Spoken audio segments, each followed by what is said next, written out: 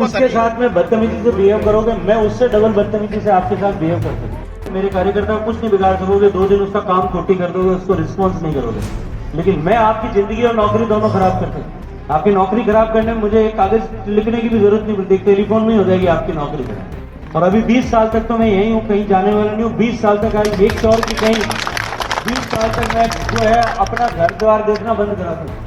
फलौदी जिले की बापिनी पंचायत समिति मुख्यालय में शनिवार को आयोजित जनसुनवाई के दौरान उस समय माहौल गर्मा गया जब केंद्रीय संस्कृति एवं पर्यटन मंत्री गजेंद्र सिंह शेखावत अधिकारियों पर सख्त तेवर में नजर आए। मंत्री ने ग्रामीणों से सीधे संवाद करते हुए उनकी समस्याएं सुनी और साफ शब्दों में कहा कि आमजन और कार्यकर्ताओं की अनदेखी बिल्कुल बर्दाश्त नहीं की जाएगी। उन्होंने अधिकारियों और कर्मचारियों को कड़ी फटकार लगाते हुए निर्देश दिए कि कार्यकर्ताओं के साथ सम्मानजनक व्यवहार रखें और जवाबदेही भी तय करें।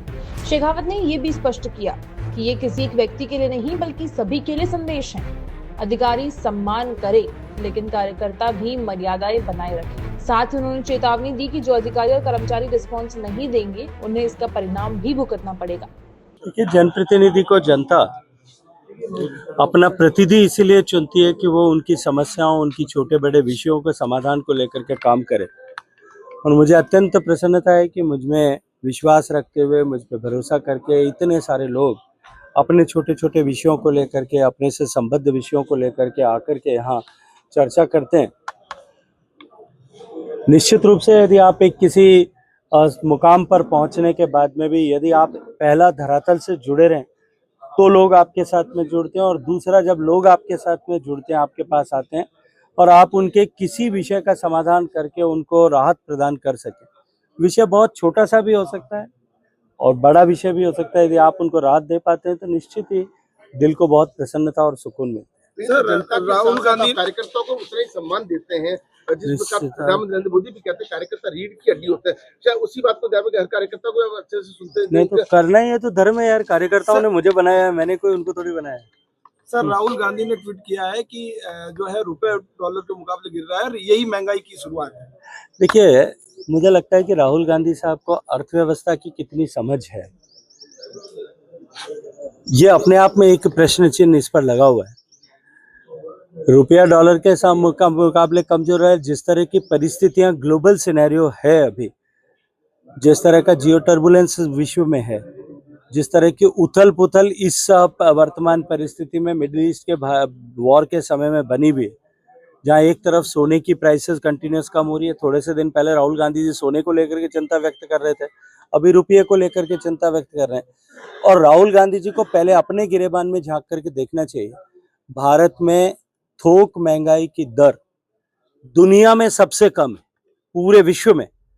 और राहुल गांधी जी, उनके नेतृत्व में जब सरकार काम करती थी, अदृश्य नेतृत्व उनका, जब वो कैबिनेट के फैसलों को फाड़ करके फेंका करते थे और संवैधानिक व्यवस्थाओं का अपमान करते थे, तब उस 10 साल के कालखंड में 7 साल महंगाई की दर डबल डिजिट में थी। तो डबल डिजिट वाले 2% की महंगाई पे प्रश्न चिन्ह खड़े करें, तब उनकी बुद्धिमत्ता पे प्रश्न चिन्ह जनता खड़ा करे। मंत्री के सख्त रवैये का वीडियो अब सोशल मीडिया पर लगातार वायरल होता हुआ नजर आ रहा है। वहीं इस पूरे मामले पर सियासत भी तेज हो गई है। लोहावट विधायक कृष्ण राम विश्नोई ने केंद्र मंत्री के इस रवैये को बौखलाहट करार देते हुए तीखा हमला बोल दिया।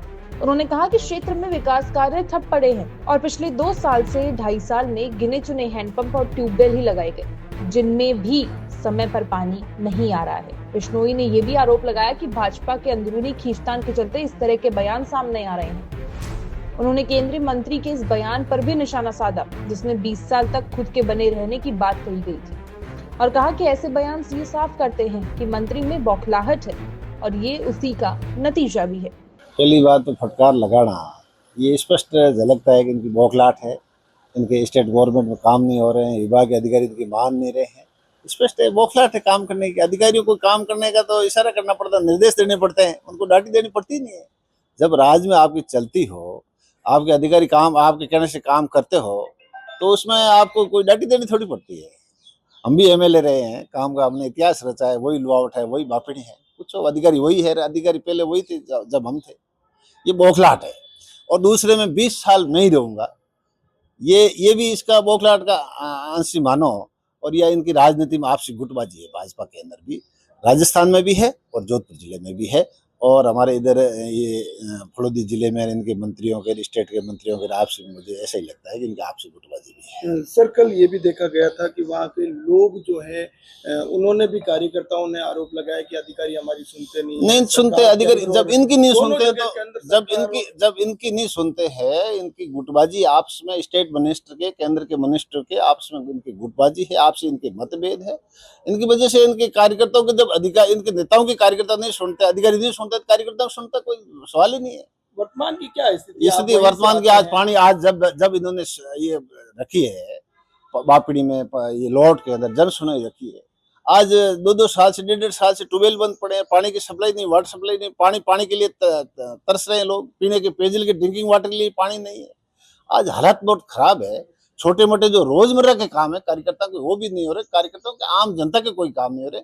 तो ये स्पष्ट लगता है इनकी बौखलाहट है, अधिकारी इनकी मानते नहीं, विभागीय अधिकारी इनकी मानते नहीं, इंजीनियरिंग विभाग में अधिकारी इनकी कहने से ट्यूबवेल ठीक नहीं हो रहे, नए ट्यूबवेल इनके, इन्होंने, मैं एमएलए था लॉर्ड विधानसभा क्षेत्र से, तो मैंने 850 ट्यूबवेल खुदवाए थे, 850 ट्यूबवेल हमने निर्माण करवाए थे, और 200 हमने हैंडपंप खुदवाए थे।